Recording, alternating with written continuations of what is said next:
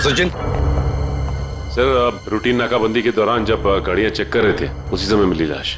अच्छा, गाड़ी के साथ कोई आदमी था? हाँ सर, एक हरीश नाम का आदमी था। कहाँ है वो? उसे फॉरेंसिक भिजवा दिया ताकि सालून के साहब उसके फिंगरप्रिंट्स और ब्लड सैंपल ले सके। सर लगता है आजकल क्रिमिनल्स में डर ही नहीं बचा है। डिक्की में ऐसे लाश लेकर घूमते जैसे गार्डन में घूम रहे हैं। एक काम करते हैं, गाड़ी की पूरी डिटेल्स निकालो, साथ में मालिक की भी। सर ये है वो जिनकी गाड़ी से हमें लाश मिली थी। बताओ किसकी लाश है वो? कौन है वो? क्यों मारा उसे? सर मेरी बात पे यकीन कीजिए सर। सर मैं तो उस आदमी को जानता भी नहीं हूँ। चुप! जानते नहीं हो तो ऐसे ही मारा उसे? सर मुझे पता भी नहीं कि ये लाश मेरी गाड़ी में कैसे आई। सर लगता है ये ऐसे नहीं मानेगा, इसे खुराक देनी पड़ेगी। प्लीज सर, सर मैं एक शरीफ आदमी हूँ, मैं नहीं जानता ये आदमी कौन है। मैं सच कह रहा हूँ सर, किसी ने मुझे फंसाने की कोशिश की है।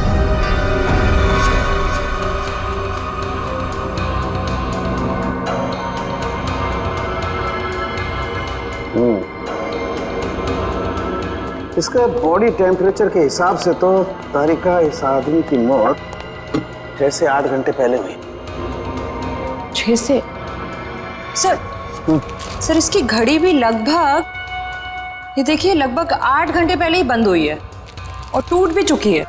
तो हाँ, इसका मतलब तो ये हुआ तारिका कि यह आदमी 8 घंटे पहले कहीं गिरा था या किसी ने इसे गिराया और उसी दौरान इसकी सांसें भी बंद हो गई और इसकी घड़ी भी बंद हो गई।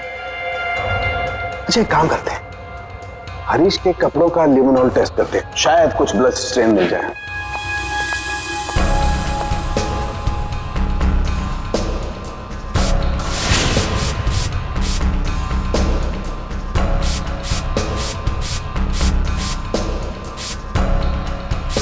एक मिनट, ठीक है।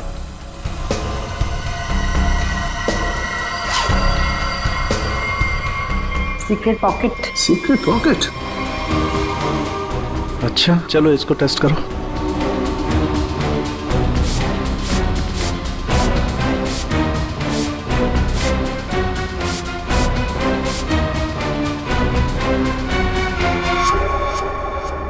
सर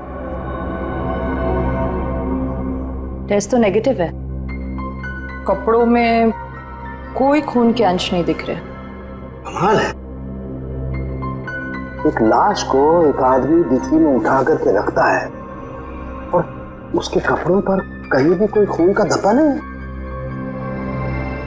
सर हो सकता है उसने बीच में शायद अपने कपड़े बदल लिए हो। अरे हाँ, कपड़े बदल लिए होंगे, लेकिन लाश को उठा करके रखा है, उस लाश को जिसके सर पर चोट लगी है, तो सर से खून बहा होगा, न सिर्फ कपड़ों पर, उसके शरीर पे भी कहीं तो खून लगा होगा ना। खून का कोई धब्बा ही नहीं। एक बार फिर से चेक करते हैं, चक्कर क्या है।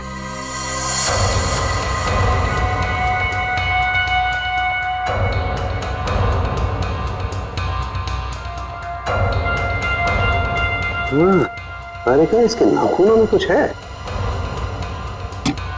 एक मिनट,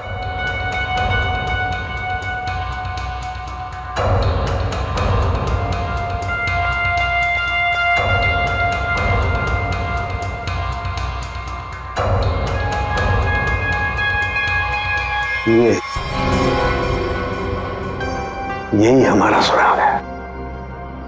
हाँ। अच्छा इसकी और बाकी की चीजें चेक की थी कपड़े के अलावा? हाँ सर, बस जूतों में से थोड़ी मिट्टी मिली है। मिट्टी मिली है? हाँ दिखाती हूँ।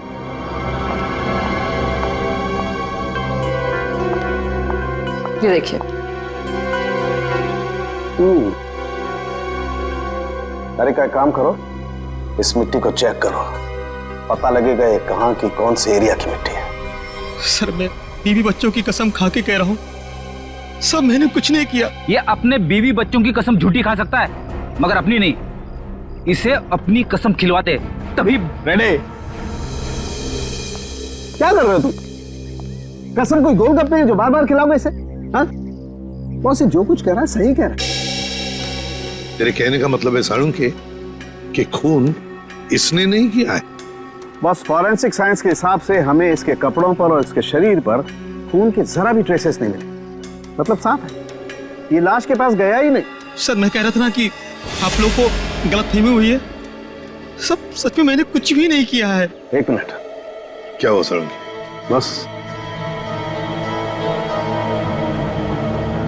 बस ये देखो, यहां पर से पेंट खुरचा गया है और यही पेंट मुझे लाश के नाखूनों में मिला है। तो इसका मतलब है ये आदमी गाड़ी के डिक्की में रखने से पहले जिंदा था, जान थी उसमें। डिक्की में रखने के बाद अपनी जान बचाने के लिए बाहर निकलने के लिए हाथ पर झाड़े होंगे, तब वो खरोंचे आ गई। सर मैं सच कह रहा हूँ सर, चाहे आप मुझे फांसी पर चढ़ाते लेकिन मैं मरते दम तक यही कहता रहूंगा सर। सर मैंने कुछ भी नहीं किया सर, कुछ नहीं किया सर। सचिन ले जाओ इसे। सर पूर्वी, मरने वाले आदमी के बारे में क्या पता चला? सर कुछ नहीं। उसकी जेब में से जो फोन मिल रहा उससे तो कुछ पता चला होगा। फोन बुक खाली है सर, कुछ भी नहीं है उसमें। सर उसके कॉल रिकॉर्ड की लिस्ट मंगवाई है। गुड, उससे पता चल जाएगा कि आदमी कहां कहां गया था, किस किस नंबर पर फोन किया था, सब कुछ पता चल जाएगा। सर जूतों में मिली मिट्टी की रिपोर्ट आ गई है। अच्छा, तो क्या कहती है रिपोर्ट? पायरंथ्रम के अंश मिले मिट्टी में से। What? मिट्टी में से पायरंथ्रम के अंश मिले? पायरंथ्रम? पायरंथ्रम तो एक पेस्टिसाइड होता है जो अक्सर लोग गार्डन में पौधों को सड़ने से बचाने के लिए इस्तेमाल करते हैं या फिर छोटे मोटे कीड़े मकोड़ों को मारने के लिए इस्तेमाल करते हैं। तारिका, सर उस हरीश की रिपोर्ट भी आ गई है। अच्छा, गुड गुड। दिखाती हूँ। क्या बोलती है रिपोर्ट? विश्वास नहीं होगा आपको।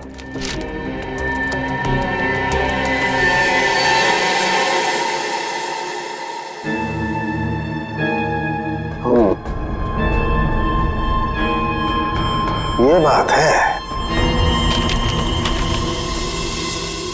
सर जीपीएस के रिकॉर्ड के हिसाब से मरने वाला आदमी पहले अंधेरी से बोरीवली, फिर बोरीवली से बैंड्रा गया था।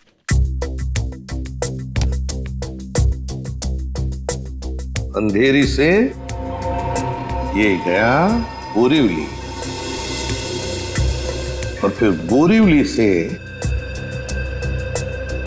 आया बैंड्रा। इस आदमी की मौत 8 घंटे पहले हुई है। 8 घंटे पहले तो जीपीएस से पता चल सकता है कि मरने से पहले आखिरी बार वो कहां पर था। बस जरा रिपोर्ट देखो।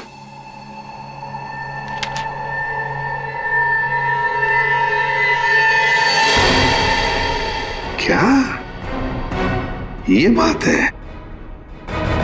रेडी, ले आओ इसे बाहर।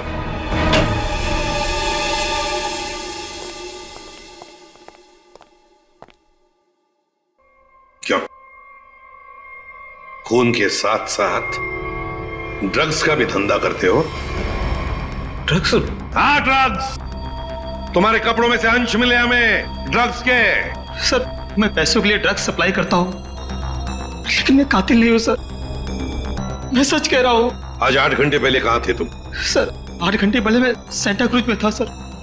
वहां से मुझे दादर माल सप्लाई करना था, बस सर मैं दादर आया और वहीं पे गाड़ी पार्क की। तुम किसके लिए काम करते हो?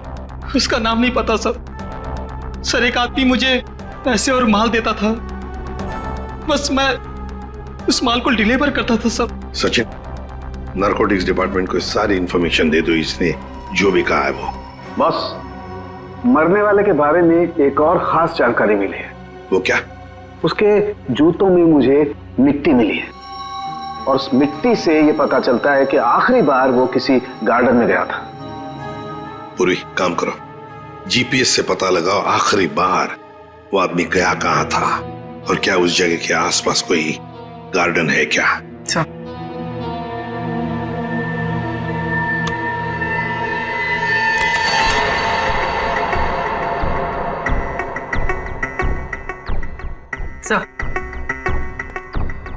सर ये आदमी शहर के बाहर एक रेजिडेंशियल एरिया है जगनवाड़ी, वहां पर गया था।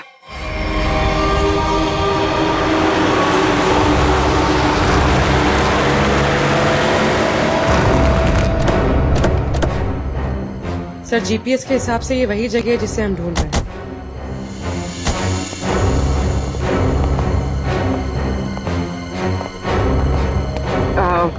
सुनिए, आप जानती हैं इसे? हाँ, ये तो सुरेश है, हमारे पड़ोस में रहता है, वो रहा उसका घर। पर आप लोग कौन है? देखिए, हम लोग सीआईडी से हैं। बात यह है कि हमें सुरेश की लाश मिली है, मौत हुई है उसकी। बड़ा अच्छा आदमी था, इतने बड़े घर में अकेले रहता था, बड़ा मेहनती था और अपना बिजनेस अच्छे से संभालता था। ऐसी कोई और बात आप बता सकते हैं जिससे हम उसके बारे में कुछ और जान सकें? हाँ, वो विदेश यात्रा के लिए निकल जाया करता था और महीने के 15-20 दिन गायब रहता था। चलो उसका घर चेक करते हैं।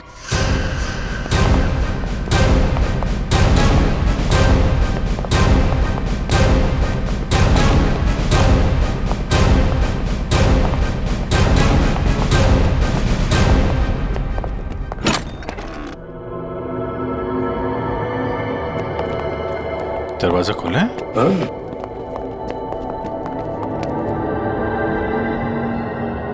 सामान तो पूरा बिखरा हुआ है। लगता है कुछ ढूंढने की कोशिश की गई है।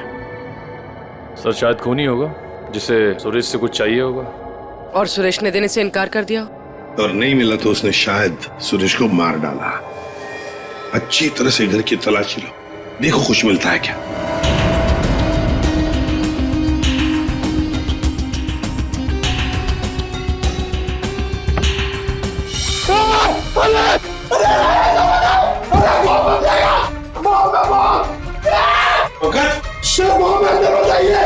बॉम्ब?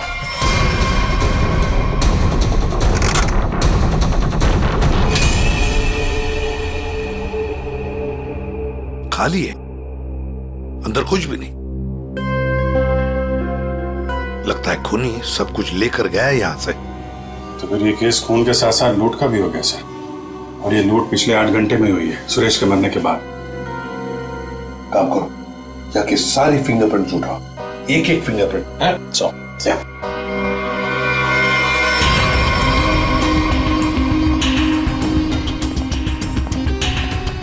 क्या आप बता सकती हैं पिछले 8 घंटों में घर में कोई आया था या घर से कोई बाहर गया था? मैंने किसी को आते जाते तो नहीं देखा। हाँ, एक लाल रंग की गाड़ी खड़ी देखी थी, वो पहले कभी नहीं दिखाई दी, पहली बार देखी थी। शायद उसी में खूनी आया होगा सर। उसका नंबर कुछ याद है आपको? कुछ देखा था? आगे के कुछ नंबर तो याद नहीं, हाँ पीछे के कुछ नंबर याद है, 2334 ऐसे कुछ था।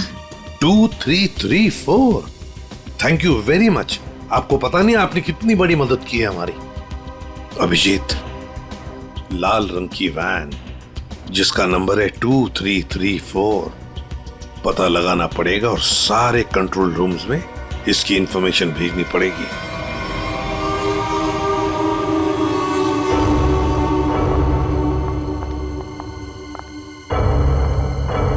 Yes ma'am. Yes ma'am, may I help you? मैं आपकी क्या सेवा कर सकता हूँ? वैसे तो आप बहुत कुछ कर सकते हैं, लेकिन अभी फिलहाल सिर्फ पता बता दीजिए। या ये मेरा कार्ड है और you call me any time, इसमें मेरा एड्रेस भी है।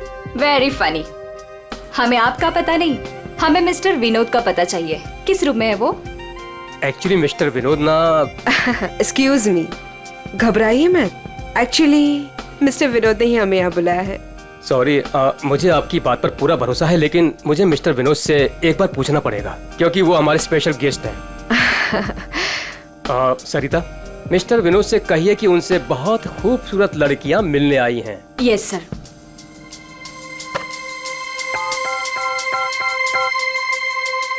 मिस्टर विनोद, आपसे 2 लड़कियां मिलने आई हैं। ओके, जाइए आप, आपको मिस्टर विनोद ने बुलाया है।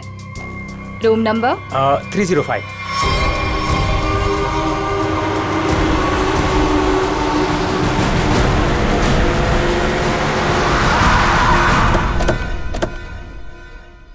सर उस लाल गाड़ी के मालिक का पता चल गया है। वो किसी विनोद के नाम पे रजिस्टर्ड है।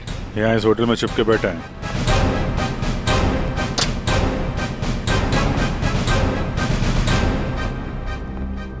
Yes sir. भाई साहब, आपके यहाँ कोई विनोद नाम का आदमी ठहरा है क्या? सॉरी सर, हम अपने रिस्पेक्टेड गेस्ट के बारे में कुछ नहीं बता सकते। नहीं देते ही अच्छी बात है, लेकिन हम लोग सीआईडी से हैं। सीआईडी से? क्या हुआ सर? हुआ नहीं है, होने वाला है। आप हमें जरा मिस्टर विनोद का कमरा बताइए। सर बात क्या है ये तो बताइए। विनोद ने खून किया है और खून करके यहाँ छुप के बैठा है। खून किया सर? सर वो खूबसूरत लड़की को क्या होगा जो अभी अभी ऊपर गई हैं? कौन सी खूबसूरत लड़कियां? सर अभी 2 लड़की आई थी, वो अभी अभी ऊपर गई हैं। अब जरा कमरा दिखाइए उसका। सर ये वाला रूम।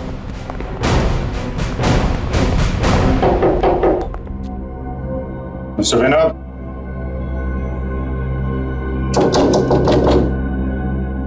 दरवाजा खोलिए। सर कोई आवाज भी नहीं आ रही। आपके पास मास्टर की है? Yes sir.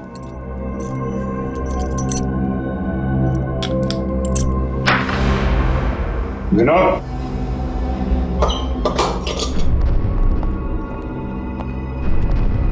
विनोद, विनोद, विनोद।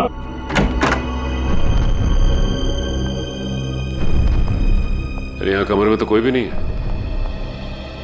तुम तो कह रहे थे कि 2 लड़कियां मिलने आई थी, यहाँ तो कोई भी नहीं है।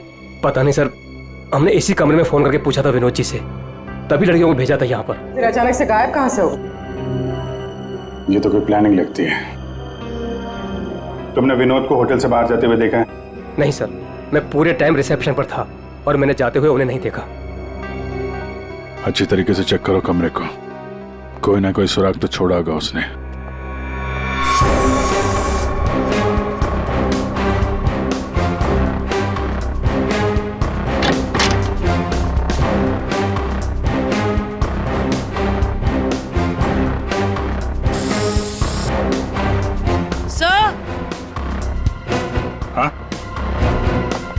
सर ये खून के निशान।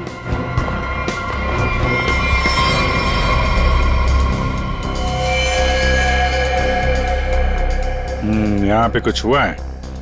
सर कहीं विनोद ने उन दोनों लड़कियों को मार के उनकी लाश को होटल में कहीं छुपा दिया हो और मौका देख के यहाँ से भाग गया हो।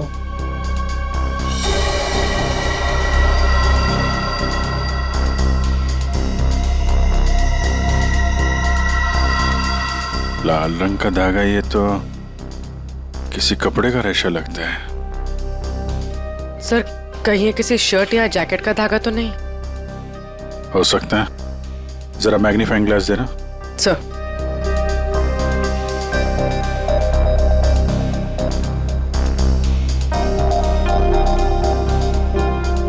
ओ, इस पे भी खून लगा हुआ है। तो धक्का मुक्की में जब यहां से निकला होगा तो ये कपड़े का रेशा यहां अटक गया। मैं सब एक बात बताओ, ये जो लड़कियां आई थी उनमें से किसी ने लाल रंग का कुछ पहना हुआ था क्या? हाँ सर, एक लड़की ने लाल रंग का ड्रेस पहन रखा था। फिर तो उस लड़की की ड्रेस का धागा ही है। और इन दोनों लड़कियों को रिसेप्शन पे तो किसी ने देखा नहीं जाते हुए। इसका मतलब हो सकता है ये होटल में ही हो दोनों। ठीक है, पूरा होटल छान मारो। तो ये जो लॉबी में सीसीटीवी कैमरा लगा है ना, उसकी फुटेज चेक करो। अगर वो लोग होटल से बाहर गए होंगे, लॉबी से होकर ही जाएंगे।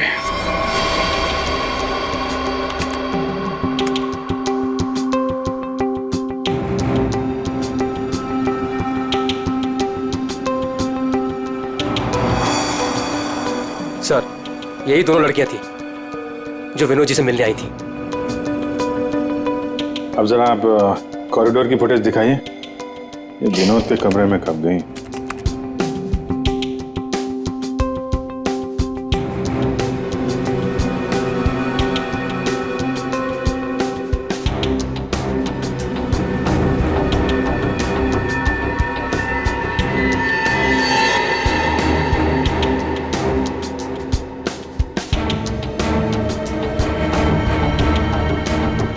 अंदर तो गई थी।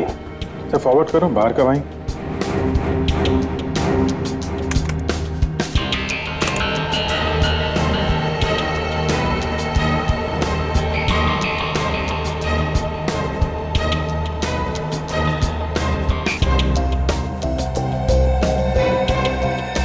सर बाहर सिर्फ दोनों ही निकले। विनोद कहाँ गया? तो फॉरवर्ड करो।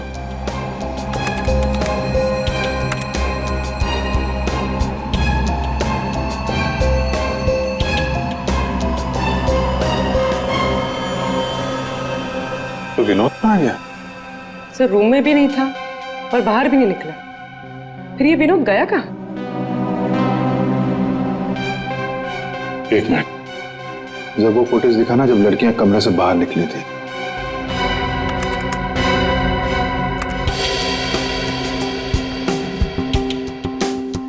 स्टॉप। सूटकेस देखा? अब जरा वो फुटेज दिखाना जब ये अंदर गई थी।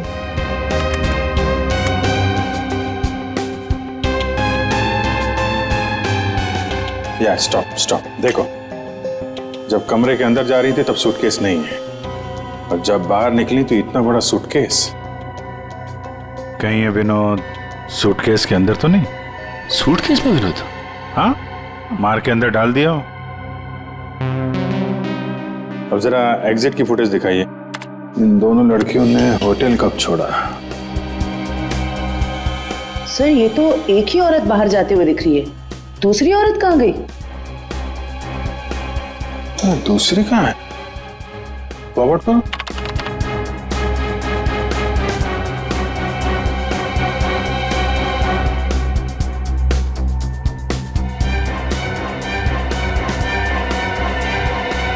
दूसरी वाली लड़की अभी भी होटल में है क्या? निखिल। Yes sir. जितने भी एग्जिट है ना होटल के सब बंद करवा दो। ठीक है सर। मैनेजर साहब। Yes sir. सारे केस को नीचे बुलवाइए। जी। पूर्वी, इस दूसरी लड़की की फोटो ब्यूरो में भेजो। अपने क्रिमिनल डेटाबेस से चेक करो, इसके बारे में कोई जानकारी मिलती है क्या? कोई क्रिमिनल रिकॉर्ड है इसका? ये गेट क्यों बंद है? आप प्लीज इसे खोलिए, हमें घर जाना है। और ये कोई तरीका है? हम इज्जतदार लोग हैं, आप ऐसे हमें रोक नहीं सकते। आप लोगों को जो परेशानी हो रही है उसके लिए माफ कीजिए, लेकिन ये केस की जांच चल रही है, उसके लिए हम आशा करते हैं कि आप लोग कानून की मदद करेंगे। ये फोटो देखिए, इस औरत को पहचानती है? कहीं देखा है आप लोगों ने इस औरत को? कौन है ये औरत सर?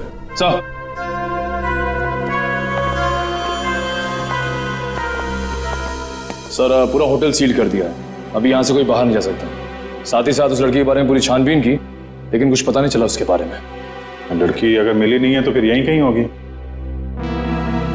मैं साहब, कोई और दरवाजा है जहां से होटल से बाहर जा सकते हैं? सर यहाँ पे कोई खुफिया रास्ता तो नहीं है, लेकिन पार्टी हॉल में एक दरवाजा है जहां से बाहर जा सकते हैं, लेकिन वहां पर तो पार्टी चल रही थी। अरे पार्टी चल रही थी, बाहर तो जा सकते हैं ना।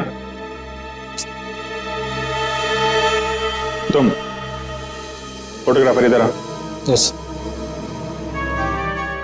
तुम पार्टी में थे? हाँ सर। फोटो खींची? यस। कैमरा दो।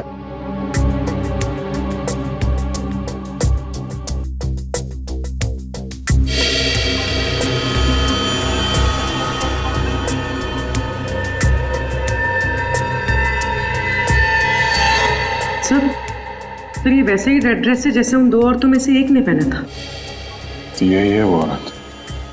ये तो किसी आदमी से बात कर रही है।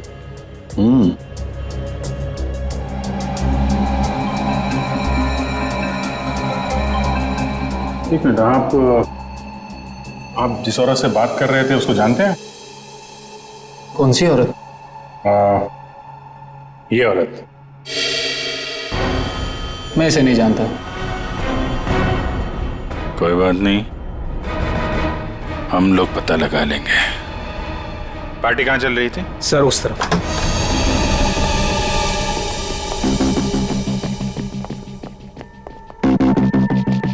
सर फोटो के हिसाब से उस औरत ने वहां कहीं हाथ रखा है।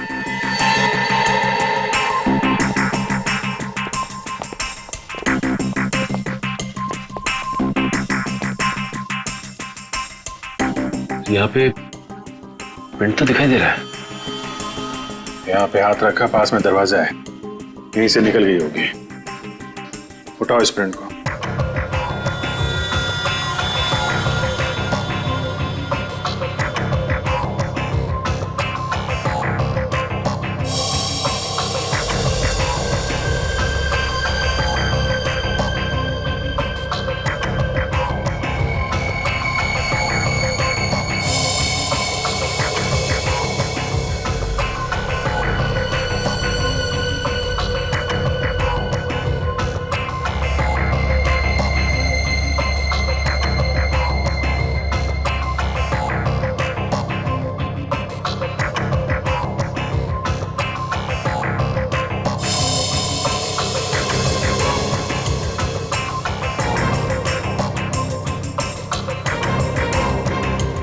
सर एक बात गौर किया आपने, ये जो उंगलियों का ये ऊपर का हिस्सा है उसकी रेखाएं काफी मोटी है, जबकि औरतों के उंगली के इस हिस्से की रेखाएं बड़ी बारीक होती हैं। इसमें ऐसा नहीं है। ये रेखाएं तो मोटी है, मतलब मर्द की रेखा है।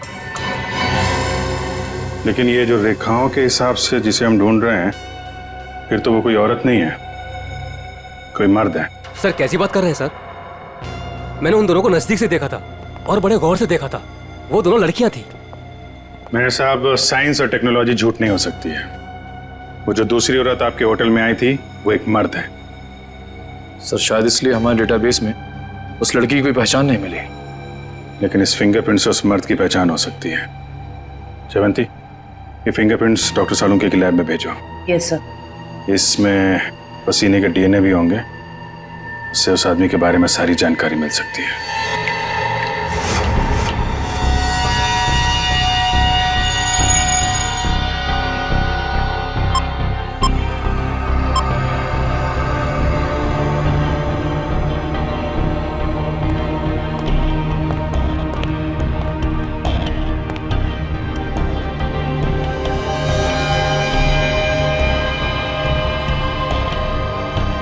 सर के पसीने से जो डीएनए का टेस्ट किया उसका क्या रिपोर्ट आया? बस पसीने से डीएनए तलाश कर रहे हैं, जूता चप्पल तलाश नहीं कर रहे। टाइम लगता है यार, लंबा प्रोसेस है। अच्छा, मतलब मुजरिम हमारे हाथ से निकल जाएगा, उसके बाद में तू रिपोर्ट देगा। अच्छा सर इसका मतलब हमें कुछ और एविडेंस की तलाश करनी होगी उस कातिल की पहचान के लिए। अच्छा, अब आप भी बोलने लगे। Very good. मतलब इससे पहले कि मैं कुछ बताऊं, आप लोग पहले ही अपने नतीजे पर पहुंच गए। अब यार ऐसी उल्टी सीधी बातें करने में जो टाइम वेस्ट कर रहा है उससे बेटर है काम पे लग जाता तो कुछ हाथ लग जाता। यार सच कहूं ना तो कई बार तुम लोग, और खास करके तुम, मुझे बहुत हर्ट करते हो। मैंने दिल दुखाया? मैं क्या तेरी गर्लफ्रेंड हूं? नाटक बंद कर और साफ साफ बता क्या मिला। चल। इस पसीने में हमें कुछ ऐसा पदार्थ मिला है जिससे हम खूनी के काफी नजदीक तक पहुंच सकते हैं। क्या मिला? इसमें हमें हाइपरडोल नाम का एक पदार्थ मिला है जो अक्सर दवाइयां बनाने के काम में आता है। जो दवाइयों में इस्तेमाल होता है, मतलब जिसका भी पसीना है वो बीमार है, ये तो कोई भी बता सकता है। लेकिन कोई ये नहीं बता सकता है कि उस बीमारी का नाम है हाइपोक्रोंड्रिया। हाइपोक्रोंड्रिया ये एक जेनेटिक डिसऑर्डर है। इस बीमारी की वजह से इंसान कई बार अपना दिमागी संतुलन खो बैठता है, जिस वजह से उसका शरीर भी उसका साथ नहीं देता और वो इंसान इधर उधर यूं ही बिना जाने घूमने लगता है। लेकिन ये बीमारी हमारे देश में बहुत कम लोगों में पाई जाती है। It's a rare disease. Boss, बहुत कम ऐसे अस्पताल हैं जिसमें हाइपोक्रोंड्रिया नामक बीमारी का इलाज होता है। अच्छा, हाइपोक्रोंड्रिया। सचिन, ढूंढो सारे हॉस्पिटल्स जहां पर इस बीमारी का इलाज होता है और वहां से उनके पेशेंट्स की लिस्ट भी लेकर आओ। हमें जिसका इंतजार है वो उन्हीं लिस्ट में से कोई एक है, उन्हीं पेशेंट्स में से कोई एक। हेलो डॉक्टर साहब। Hello, yes. हम लोग सीआईडी से हैं। एक्चुअली हम लोग एक खून के केस की जांच कर रहे हैं और हमारा सस्पेक्ट आपका मरीज है। कौन है वो? ये तो आप बताइए। आप किसी ऐसे आदमी का इलाज कर रहे हैं जिसे हाइपोक्रोंड्रिया नाम की बीमारी है? इस बीमारी का इलाज तो मेरे पास 3 लोग करवा रहे हैं। शायद इनमें से ये एक हमारा सस्पेक्ट है। ओके।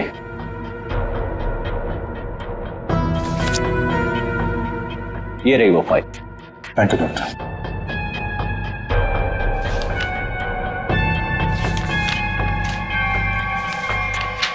हाँ? ये तो वही आदमी है जो होटल में था, तो निखिल के साथ दरवाजे बंद करवा रहा था। तो ये है वो दूसरी औरत।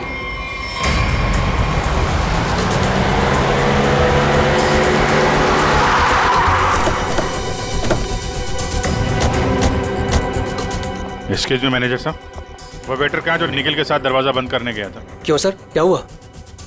सवाल मत करो, जवाब दो, मेरे पास टाइम बहुत कम है। सर वो तो घर चला गया, उसकी शिफ्ट खत्म हो गई थी ना। वो वैसे रेस्ट रूम में रहता था, आज वो जल्दी चला गया, कुछ हड़बड़ी में था सर। मुझे मालूम है क्यों हड़बड़ी में था वो रेस्ट रूम कहाँ है? सर होटल के पीछे।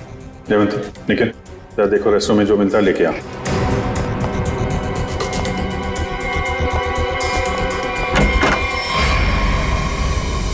ये लॉकर है।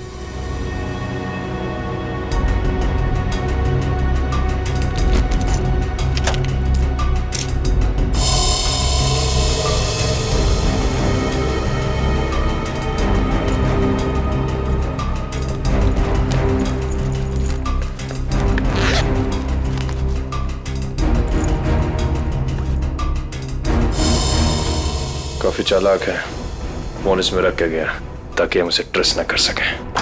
सर ये बैग और ये मोबाइल फोन मिला है। बैग में और कुछ है? नहीं सर। लगता है वेटर बड़ी जल्दी में था, अपना सारा सामान यही भूल के चला गया। फोन लॉक है, इस फोन को अनलॉक करवाओ, इसके अंदर जितनी फोटोज हैं, वीडियोज है, कॉल लिस्ट सब छान मारो। अब ये फोन ही हमें उस तक पहुंचाएगा।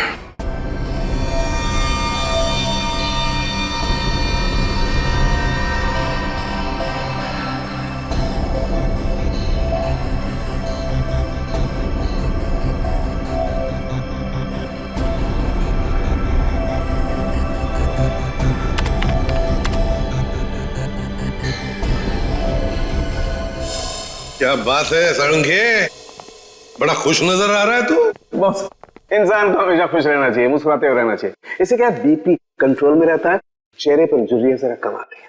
अच्छा हैंडसम, फोन से क्या पता चला, बता जल्दी। कोई फोटोज नहीं, कोई मैसेजेस नहीं, सिर्फ एक कॉल रिकॉर्डिंग मिली है इस फोन में से। Recorded call? तो फिर सुनते ना। हाँ सर, सुनाते। हाँ। अच्छा बॉस, ये हमें होटल में से जो वेटर का बैग मिला था, इस पे मुझे ये काई मिली, एल्गी, जिसे सीवीड कहते, वो। सीवीड, समुद्री काई? सर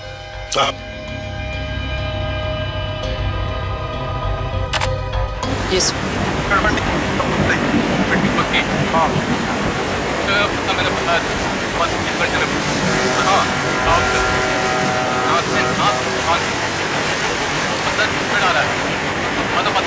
ये क्या हिब्रू भाषा में बात कर रही है? अरे नहीं फ्रेडी, बैकग्राउंड में साउंड बहुत है, इसलिए ऐसी आवाज आ रही है। सर दो लोगों की बात करने की आवाज है।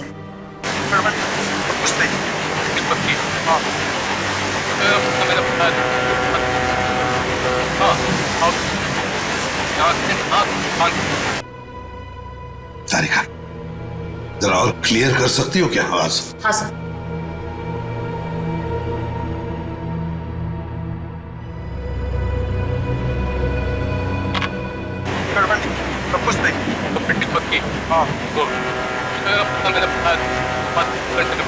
लगता है कोई खास डील की बात चल रही है।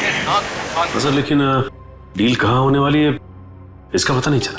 पता चल सकता है सचिन, अगर आवाजें साफ सुनाई पड़े तो। सर इसके लिए हमें इस टेप को आईटी डिपार्टमेंट भेजना पड़ेगा, ताकि वो साउंड्स को अल्ट्रा फिल्टर करके ह्यूमन वॉइस को एक्सट्रैक्ट कर सकते हैं। नहीं, हमारे पास वक्त नहीं है।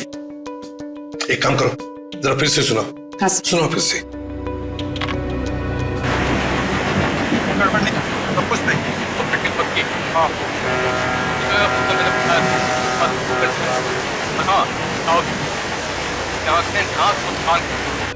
सर ये तो किसी पानी के जहाज के सायरन की आवाज है। जयवंती, फॉग हॉर्न का आवाज है ये, फॉग हॉर्न। अक्सर जब फॉग होता है ना, कोहरा होता है, तब ये सायरन बजाया जाता है बाकी जहाजों को सतर्क करने के लिए। सर मतलब जहाँ ये कॉल रिकॉर्ड हुआ है वो जगह बंदरगाह के पास है? बिल्कुल, जल्दी से जल्दी ये जगह ढूंढनी चाहिए, पहुंचना चाहिए हमें, इससे पहले कि ये डील हो जाए। Let's go.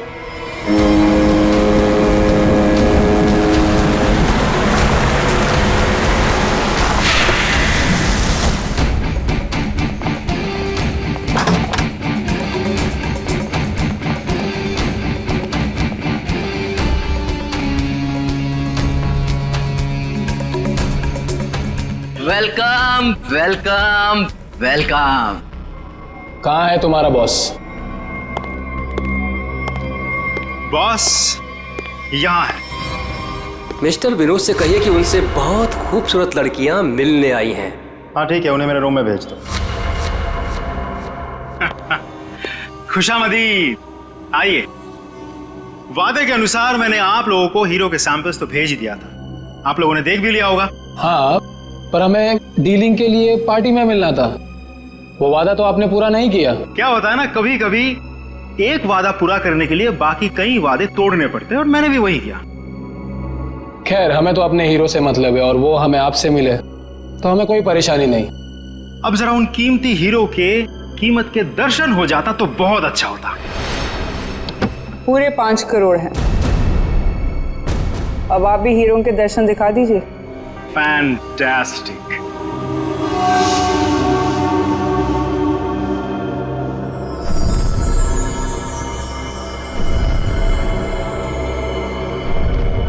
Thank you very much. आप लोगों के साथ बिजनेस करके मुझे बहुत अच्छा लगा।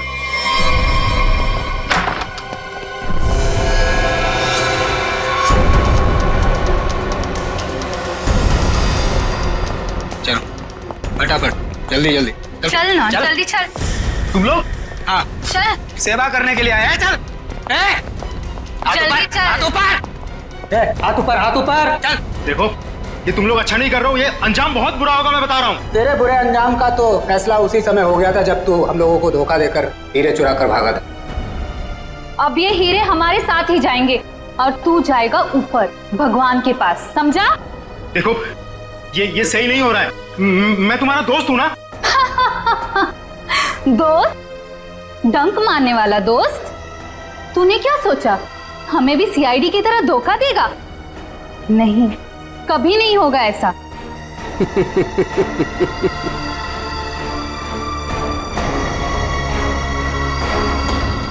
ए ला, बैग मुझे दे। धोखेबाज!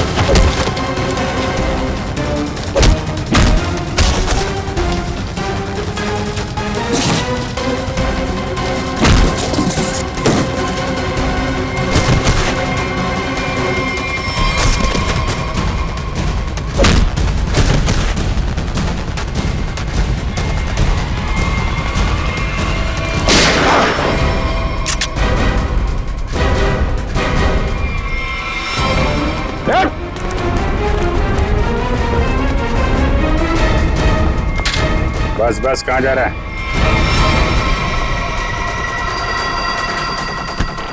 बहुत होशियार समझता है।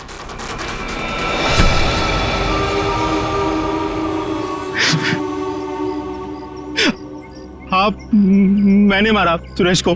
क्यों? क्यों मारा? हीरो के लिए। हीरो के लिए? हमें पता चल गया था कि सुरेश विदेश से हीरा स्मगल करता है। हमने तभी सोच लिया था कि क्यों ना रास्ते में ही हीरे लूट ले उससे, और रातों रात अमीर बन जाए, इसलिए खून कर दिया उसका। क्यों? सर, हम सुरेश को मारना नहीं चाहते थे।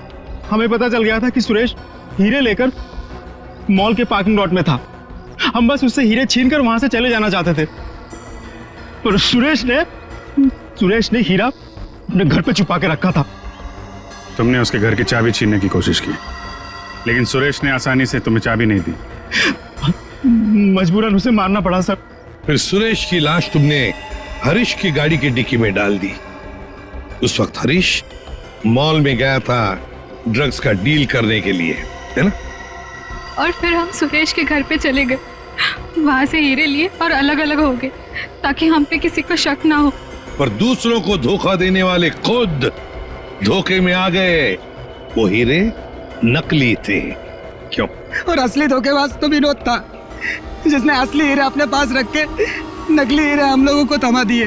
तो तुमने सोचा कि विनोद के मार के बदला भी पूरा हो जाएगा और हीरे भी मिल जाएंगे, है ना? हमें पता चल गया कि ये हीरो का सौदा होटल में करने वाला है। पर विनोद को पता चल गया कि उसके पीछे सिर्फ तुम ही नहीं, हम भी पीछे पड़े थे। और इसीलिए मुझे अपना प्लान बदलना पड़ा। मैंने कुछ पैसों के लालच देकर वेटर को अपने साथ मिला लिया और अपने आप को होटल से गायब करने का सारा इंतजाम कर डाला। इन वेटर्स को औरत बनाकर, हैं? तुम में से एक ने इसे सूटकेस में बंद करके होटल से बाहर निकाल दिया। लोगों को लगा कि विनोद मर गया है, विनोद गायब और तुम्हारा भी काम हो गया। क्यों? Master stroke. और उसके बाद किसका रोल शुरू हो गया? वेटर का।